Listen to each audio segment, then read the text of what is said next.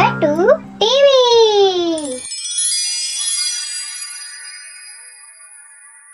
ये कहानी है रवि की। रवि एक मिल में काम करता था। 5 सालों से वो शहर की एक मिल में मजदूरी किया करता था। हेलो, हाँ बोलो रमा, कैसे फोन किया? हेलो जी, आप तो हमें गांव में लेने आने वाले थे, क्या हुआ जी, आप आए नहीं?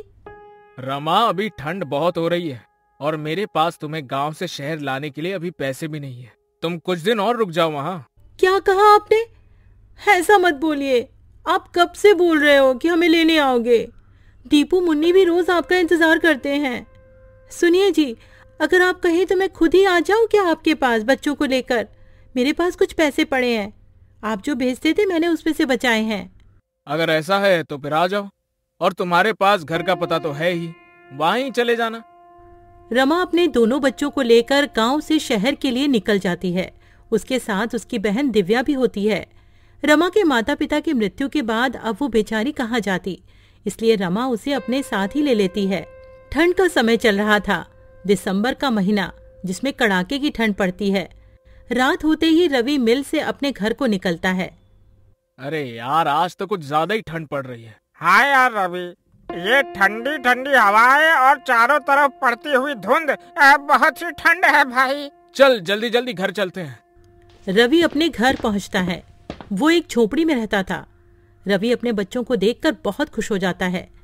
वहीं वो अपनी साली दिव्या को भी देखता है। अरे दिव्या, तुम यहाँ? ओह अच्छा, याद आया।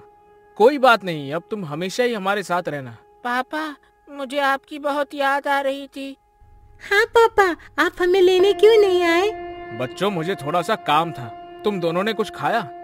हाँ जी, मैंने दाल चावल बनाए थे। आप भी हाथ मुंह धो लो, मैं आपके लिए भी खाना लगा देती हूँ। खाना पीना खाने के बाद सभी लोग फर्श पर सो जाते हैं। यहाँ रवि के पास बस एक ही कंबल होता है। अब पांचों लोग नींद में उस कंबल को अपनी अपनी तरफ खींचते हैं। एक तरफ रमा और रवि लेटे हुए थे, दूसरी तरफ दोनों बच्ची और दिव्या लेटी हुई थी। रमा को ठंड लग रही होती है तो वो सारा कंबल अपनी ओर खींच लेती है।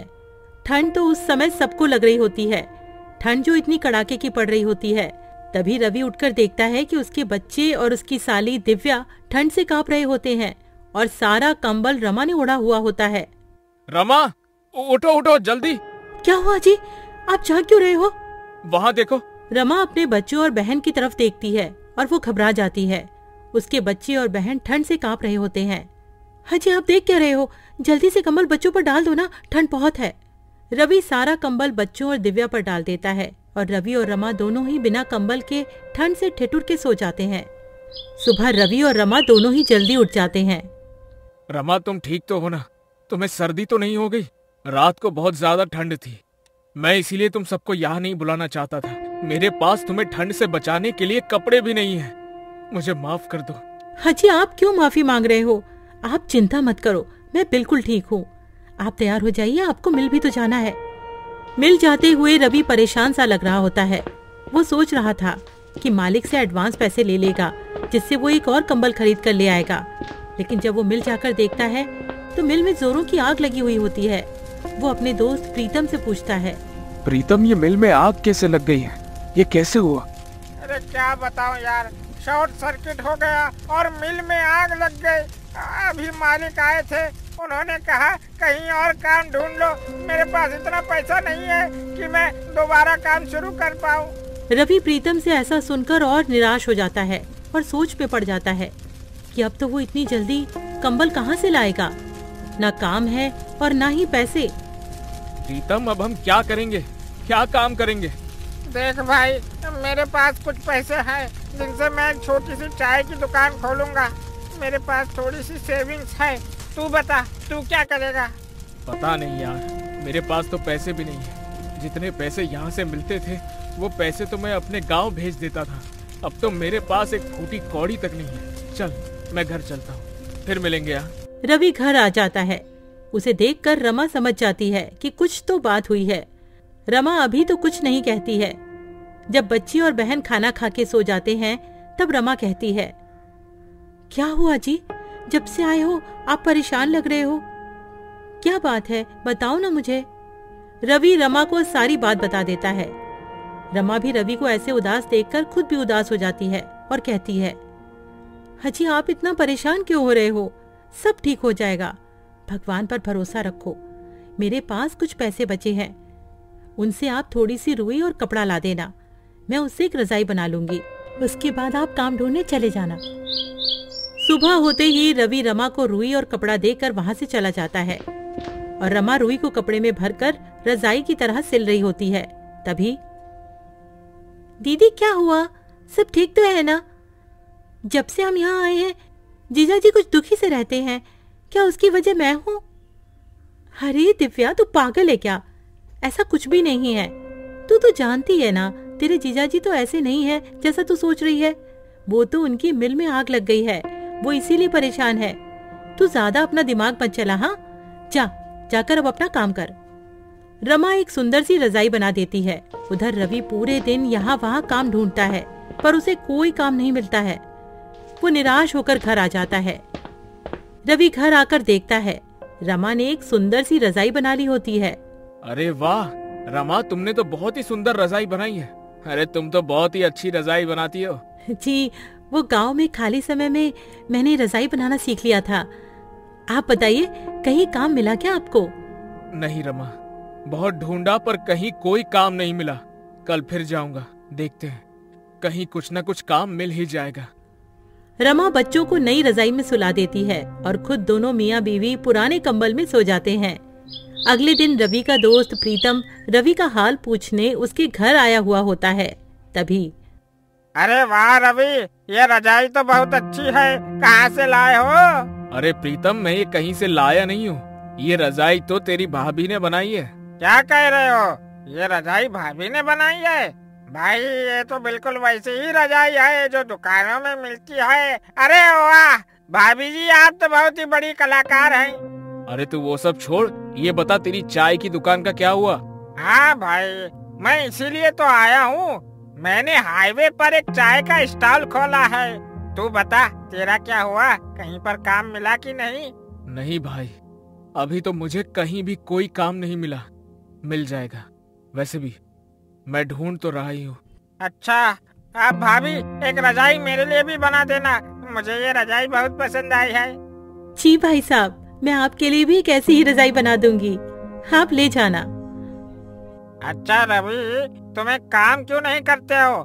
क्यों ना तुम रजाई बेचना शुरू कर दो। भाभी जी बहुत अच्छी रजाई बनाती है, लोग खूब खरीदेंगे ऐसी रजाई। तुम बोल तो ठीक ही रही हो, अभी तो मेरे पास कोई और काम नहीं है और ठंड भी बहुत पड़ रही है। चलो ऐसा ही करके देखता हूँ कुछ दिन। पर प्रीतम, मैं ये रजाई बेचूंगा कहाँ? हाईवे पर मेरे चाय के स्टॉल के पास तुम भी रजाई बेच सकते हो। पर प्रीतम, एक और दिक्कत है, मेरे पास पैसे भी नहीं है सामान लाने के लिए। अरे तुम चिंता मत करो, ये लो पैसे, इनसे तुम सामान ले आना है। ठीक है, फिर मैं आज ही रजाई बनाने का सामान ले आता हूँ। क्यों रमा, ठीक है ना? आप जैसा भी कहो, मैं तो आपके साथ कोई भी काम करने को तैयार रहती हूँ। रवि और प्रीतम दोनों चले जाते हैं। रवि बहुत सारी रुई और कपड़ा घर ले आता है।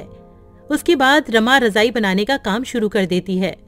रवि के साथ साथ रमा की बहन दिव्या भी उसकी मदद कर रही होती है और बच्चे भी रजाई में रुई भरने में लगे हुए होते हैं।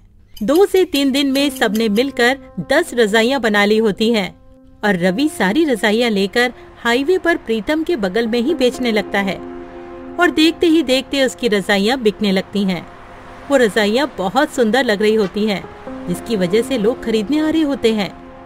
देखा तुमने रवि, बिक गई ना सारी रजाइयाँ। अब तो बस रजाइयाँ बनाते रहो। रवि घर जाकर रमा को सारी बात बता देता है। रमा बहुत खुश हो जाती है और रवि और रजाइयाँ बनाने की तैयारियां करने लगता है और रवि का रजाइयों का कारोबार खूब अच्छा चलने लगता है। इस तरह रवि अपना खुद का काम करने लगता है और अपने परिवार की सारी जरूरतों को पूरा करता है। गरीब पर ठंड का कहर। रामू एक बहुत गरीब मजदूर था, जिसके घर में उसकी पत्नी मधु और बेटी रानी रहा करती थी। पर अब गर्मियों का मौसम जाने को था और सर्दियों का मौसम आने को था, लेकिन रामू टूटी फूटी झोपड़ी में रहता था, जिसकी खिड़की से हवा आती थी और छत से भी।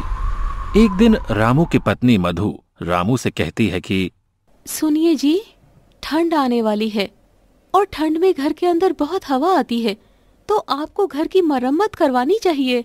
और रामू उसे कहता है कि मैं कल जाकर अपने मालिक से कुछ पैसे उधार ले आऊंगा ताकि हम अपने घर की मरम्मत करवा सके। यूं ही एक दिन बीत जाता है और अगली सुबह रामू अपनी मजदूरी के काम पर जाता है और वो जिसके पास काम कर रहा था उस मालिक से कहता है कि साहब जी, अगले महीने से ठंड आ रही है और मेरे घर की छत टूटी हुई है जिससे कि घर में हवा आती है, और अगर मैंने जल्दी उसे ठीक नहीं करवाया ना तो ठंड में बहुत दिक्कत हो जाएगी। रामू की बात सुन मालिक कहता है, अरे तो उसमें मैं क्या करूं? रामू कहता है, मालिक आप थोड़े पैसे उधार दे देते तो मैं अपने घर की मरम्मत करवा लेता। मालिक कहता है कि अरे अभी तो तूने उतना काम भी नहीं किया है जो मैं तुझे उधार दे सकूं, अभी मेरे पास पैसे नहीं है। रामू कहता है, मालिक ऐसा मत करो, आप मुझे कुछ पैसे उधार दे दो, मेरी एक छोटी बच्ची है, मैं और मेरी पत्नी तो ठंड सह लेंगे पर मेरी बेटी नहीं सह पाएगी। रामू की लाख मिन्नतें करने पर भी उसे पैसे नहीं देता है और बेचारा रामू उदास शाम को घर लौट आता है। रामू के घर आते ही उसकी पत्नी मधु उससे पूछती है कि क्या आप मालिक से पैसे लाए? तो रामू उसे बताता है कि मालिक ने पैसे देने से मना कर दिया है। जिसके बाद मधु भी अब परेशान हो जाती है। दोनों ही इस बात को लेकर काफी परेशान हो गए थे कि अब सर्दियों में उनका गुजारा कैसे होगा। अब रामू मधु से कहता है कि अभी ठंड आने में पूरा 1 महीना बाकी है, तो मैं अगले महीने की 1 तारीख को अपने मालिक से पैसे के लिए बोलूंगा और तब शायद मालिक मना न करे। और ये सुन मधु कहती है कि हाँ, ये सही रहेगा।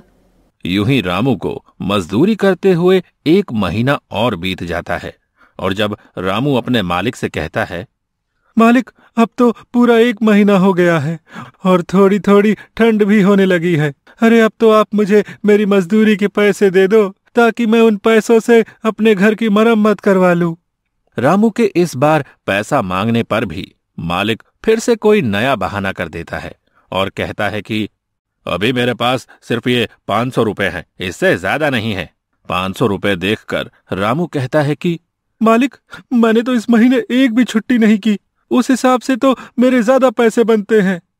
लेकिन मालिक उसे अपनी बातों में फंसा देता है और रामू के ज्यादा बहस करने पर उसे काम से धक्के मारकर निकाल देता है। रामू कम पैसे मिलने और काम से निकाले जाने के बाद बहुत परेशान हो जाता है। उसे समझ नहीं आता कि आगे वो क्या करे। यूं ही सोचते सोचते वो अपने घर पहुंच जाता है, जिसे यूं निराश देख मधु कहती है, क्या हुआ, आप पैसे नहीं लाए क्या? रामू मधु को बताता है कि अरे इस बार भी मालिक ने पूरे पैसे नहीं दिए और तो और मुझे काम से भी निकाल दिया है। ये बात सुनकर मधु चिंता में पड़ जाती है और कहती है कि अब घर कैसे चलेगा और ठंड में हमारा क्या होगा?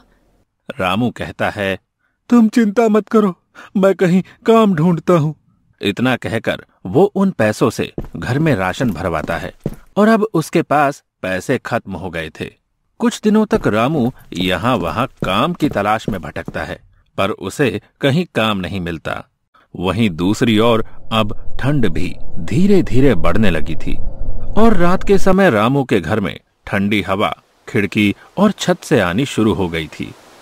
ठंडी हवा की वजह से अब रामू, उसकी पत्नी और उसकी बेटी पूरी रात ठंड में कांपते रहे। उनके पास एक ही कंबल था, अब उसमें भी ठंड नहीं रुकती थी। एक रात बहुत ठंड पड़ रही थी और तेज ठंडी हवाएं चल रही थी, जिसकी वजह से रामू की बेटी रानी को तेज बुखार हो जाता है और मधु रामू से कहती है, देखिए जी, रानी को बहुत तेज बुखार हो रहा है, वो पूरी तरह तप रही है। रामू कहता है कि अरे मेरे पास तो 1 पैसा तक नहीं है, हम रानी को डॉक्टर के पास कैसे लेकर जाएंगे? मधु कहती है, कुछ तो करना होगा वरना रानी की तबीयत रात में और बिगड़ जाएगी। देखिए ना, कुछ तो कीजिए। वो रोने लगती है। दूसरी ओर रानी ठंड से कांप रही थी। रामू को कुछ समझ नहीं आ रहा था कि अब वो क्या करे। अब रामू रानी को अपनी गोद में उठाता है और हॉस्पिटल की ओर निकल जाता है। मधु भी उसके पीछे पीछे चल पड़ती है। बहुत दूर तक पैदल चलते चलते दोनों थक जाते हैं और रामू रानी को लेकर एक पेड़ के पास बैठ जाता है और रोने लगता है।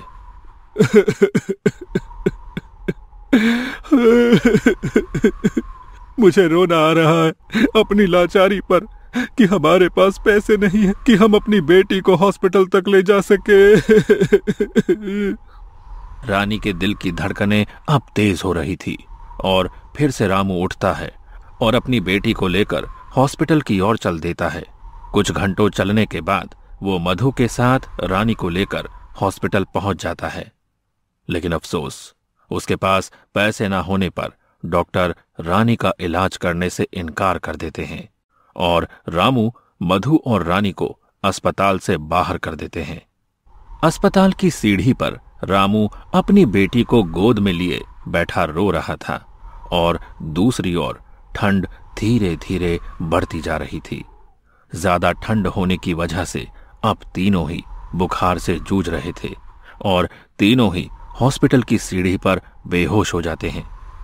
अगली सुबह जब रामू की आंख खुलती है तो वो खुद को हॉस्पिटल के अंदर बेड पर पाता है।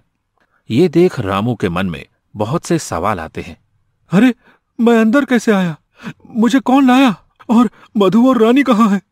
इतने में उसके सामने वो डॉक्टर आता है जिसने उसकी बेटी को पैसा ना होने की वजह से एडमिट नहीं किया था और रामू उससे सवाल करता है कि मुझे अंदर कौन लाया?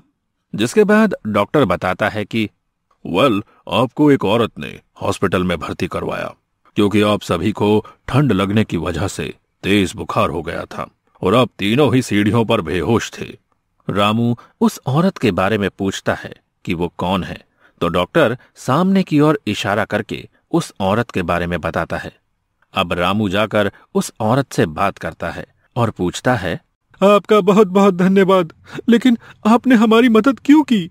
तो वो औरत बताती है, मेरा आपके परिवार से कोई रिश्ता नहीं है, लेकिन एक टाइम था जब मेरे साथ भी ऐसा ही हुआ था और मेरी फैमिली बहुत गरीब थी। मैं भी किसी सड़क किनारे ठंड से जूझ रही थी और किसी नेक दिल इंसान ने इसी तरह हमारी मदद की थी। तब से आज तक वो औरत गरीबों की मदद करती है। ये सुनकर रामू उसे धन्यवाद कहता है और फिर रामू अपनी बेटी से मिलता है और अपनी पत्नी से भी। अब रामू से वो औरत पूछती है कि आखिर आपके साथ ऐसा क्या हुआ था जो सब इतनी देर रात तक हॉस्पिटल के बाहर बैठे थे? तो रामू उसे सारी बात बताता है, जिसके बाद वो औरत रामू और उसके परिवार की मदद करती है और रामू का घर भी बिल्कुल ठीक करवा देती है। अब रामू को गरीबी और ठंड दोनों से छुटकारा मिल जाता है।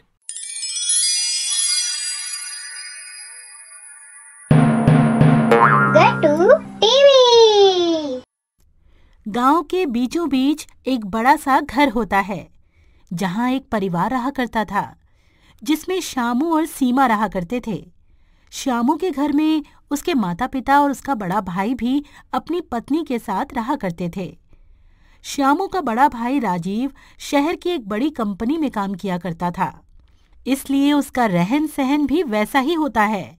वहीं दूसरी तरफ श्यामू बिल्कुल सिंपल स्वभाव का होता है जो गरीबी में ही अपना गुजर बसर किया करता था।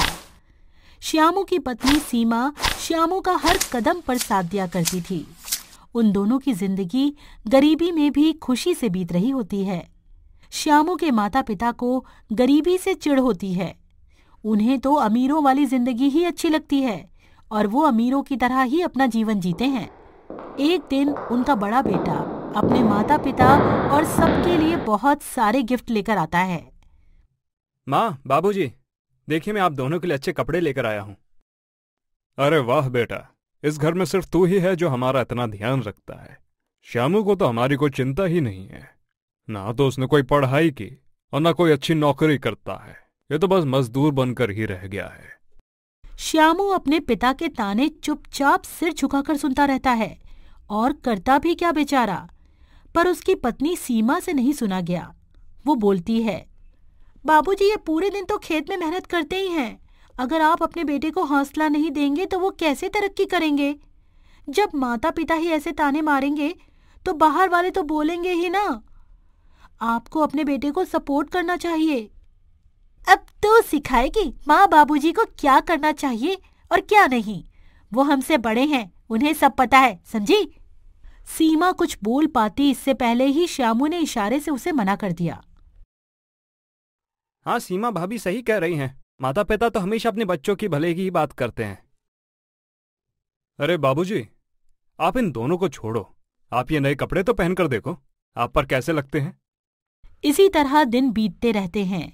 श्यामू पूरे दिन मेहनत करता है, पर ना तो उसके माता पिता कुछ उसकी मदद करते हैं और ना ही उसका बड़ा भाई, बल्कि उसे हर बात पे कुछ न कुछ सुनाया करते हैं। राजीव शहर से पैसे कमा के लाता था, इसीलिए उसकी बहुत तारीफ हुआ करती थी। एक दिन की बात है। श्यामू, ये मैं क्या सुन रहा हूँ? तुमने चोरी की है। देख तेरा बड़ा भाई कितने गुस्से में है। चोरी? कैसी चोरी? मैंने कोई चोरी नहीं की। देख श्याम, तू झूठ मत बोल। पहले ही लोग तुझे नकारा बोलकर बाबूजी को ताने मारते हैं, और अब तू चोरी भी करने लगा। तूने मेरे पर्स में से पैसे क्यों निकाले? बहुत हो गया श्याम, अब तू चोरी भी करने लगा। मुझे तुझसे ऐसी उम्मीद नहीं थी। अब बस बहुत हुआ। अब तू उस घर से चला जा और बाहर रहकर अपना जीवन बिता। इस घर में तेरे लिए कोई जगह नहीं है। चला जा यहाँ से। सही कहा आपने श्यामू बेटा, तूने हमारा बहुत नाम खराब किया है। वो तो तेरे बड़े भाई राजीव ने हमारी इज्जत बचा रखी है। उसने घर का बड़ा लड़का होने का फर्ज निभाया है, पर तूने तो आज तक हमारा सर झुकाया ही है। बस अब तुम अपना रास्ता अलग बना लो। यहाँ तुम दोनों की अब कोई जरूरत नहीं है। अपने माता पिता से ऐसी बातें सुनकर श्यामू और सीमा का दिल टूट जाता है। वो जानते थे कि उनके पास और कहीं कोई ठिकाना नहीं है, लेकिन फिर भी वो अपने माता पिता की बात मानकर घर छोड़ने का फैसला कर लेते हैं। माँ, बाबूजी, आप लोग मेरे भले के लिए ही ये सब कर रहे होंगे। अपने माता पिता की आज्ञा मानना मेरा फर्ज है। चलो सीमा, चलते हैं। दोनों घर से निकल जाते हैं। श्यामू और सीमा गांव से बाहर एक टूटी फूटी झोपड़ी किराए पर लेकर रहने लगते हैं। अब उनके पास खाने पीने के लिए भी बहुत कम सामान होता है। देखा जी आपने, अपना तीर सीधा जाकर निशाने पे लगा है।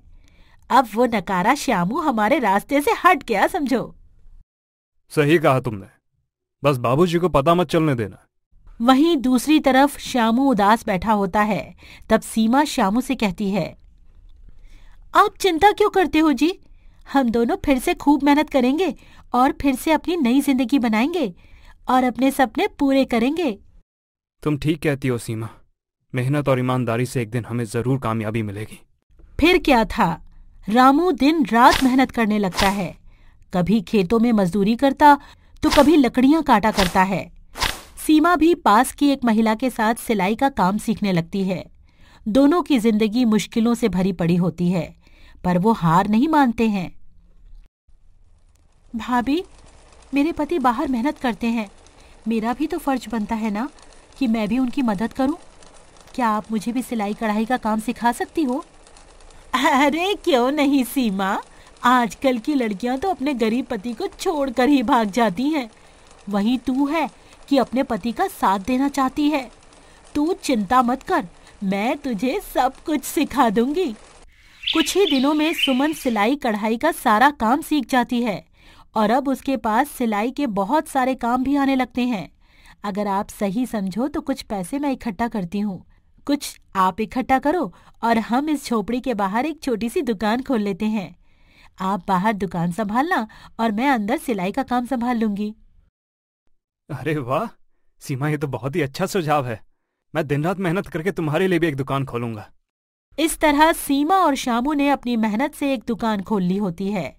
वहां वो कुछ पैसे कमाने लगते हैं और उनके जीवन में खुशियां आने लगती हैं। एक दिन सीमा श्यामू से कहती है, जी देखा आपने, अब हमारी हालत पहले से काफी ठीक हो गई है। मुझे तो यकीन है कि हम एक दिन अपने सारे सपने जरूर पूरे कर लेंगे। सीमा, तुम्हारी मेहनत ने ही मुझे ताकत दी है। हमारे पास कुछ नहीं था, तुम्हारी मेहनत और भरोसे ने ही हमें यहाँ तक पहुँचाया है। इस तरह दोनों की मेहनत रंग लाती है और समय के साथ उन दोनों की दुकान धीरे धीरे बड़ी हो जाती है। उनकी दुकान की चर्चा गांव भर में होने लगती है। गांव में वो दोनों अपनी एक छोटी सी कुटिया बनाकर अपने नए घर में खुशी खुशी रहने लगते हैं। एक दिन दो महिलाएं सीमा से मिलने आती हैं और कहती हैं, अरे सीमा, तुम तो बहुत अच्छे कपड़े सिलती हो। लोग हमारे कपड़ों की बहुत तारीफ करते हैं। थैंक यू दीदी, आप हमारे कस्टमर हो।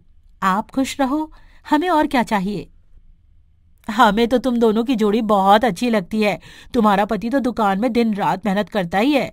तुम भी अपने पति के साथ कंधे से कंधा मिलाकर उसका साथ देती हो। ऐसी लड़की आजकल कहाँ मिलती है। बड़ा खुश नसीब है श्यामू कि उसे तुम्हारे जैसी पत्नी मिली। वहीं गांव में कुछ महीनों के बाद गांव में भाई का कारोबार धीरे धीरे डाउन होने लगता है। एक दिन राजीव की पत्नी उससे कहती है, अजी, इस परिवार की सारी जिम्मेदारी हमारे कंधों पर ही आ गई है। आपका कारोबार भी ठप हो गया है। अब आप अपने माता पिता से कह दो कि हम उनका बोझ अब और नहीं उठा सकते हैं। वो दोनों तो बस हमारे पैसों पर ऐश करते रहते हैं। आखिर उन्हें भी तो कुछ सोचना चाहिए। देखो सुलेखा, तुम बात तो बिल्कुल सही कह रही हो, लेकिन मैं अपने माँ बाप के साथ ये सब नहीं कर सकता हूँ। पर कम से कम उन्हें खुद तो सोचना चाहिए कि दिन रात हमारा खाना खाकर अच्छे अच्छे कपड़े पहनकर यहाँ दिन रात पड़े रहते हैं। उन्हें तो खुद इस घर से निकल जाना चाहिए। बेकार में हम पर बोझ बने हुए हैं। तभी बाहर राजीव के माता पिता चुपके से सारी बातें उनकी सुन लेते हैं और सोचते हैं कि उन्होंने श्यामू के साथ अन्याय किया था। उन्हें अपने फैसले पर पछतावा हो रहा होता है। हमसे बहुत बड़ी गलती हो गई जी। हमने अपने ही बेटे के साथ इतना बड़ा अन्याय किया, जो सच में अपनी ईमानदारी से हमारी जिंदगी को संवार रहा था। उसे हमने अपने घर से निकाल दिया। तुमने बिल्कुल सही कहा। हम राजू को कुछ भी बोल देते थे तो वो हमें उल्टा जवाब नहीं देता था, बस सर नीचे करके हमारी बातें सुनता रहता था। मेरे सारे तानों को मेरा बेटा सर झुका के सुनता रहता था। पर राजीव और उसकी बहू हमारे बारे में कितना बुरा सोचते हैं। हमने तो ये कभी सपने में भी नहीं सोचा था कि ये दोनों हमारे बारे में इतना बुरा सोचते होंगे। चलो श्यामू और छोटी बहू से माफी मांग लेते हैं। उम्मीद है कि वो हमें माफ कर देंगे। उसी दिन श्यामू के माता पिता श्यामू के नए घर पर आ जाते हैं। बेटा, हमें माफ कर दे। हमने तुम्हारे साथ बहुत बुरा किया। तुम सही थे। हमें तुम्हारी मेहनत को समझना चाहिए था। माँ, बाबूजी, जिंदगी में हर किसी से कोई ना कोई गलती तो होती ही है, और आप हमारे माता पिता हैं और हमारे दिल में हमेशा आपके लिए इज्जत रहेगी। हम एक नई शुरुआत करेंगे जिसमें हम सब एक साथ रहेंगे। और वैसे भी अगर आप मुझे घर से बाहर नहीं निकालते तो हम इतने कामयाब नहीं हो पाते। हाँ बाबूजी, अब हम सब साथ में रहेंगे और मिलकर खुशियां बांटेंगे।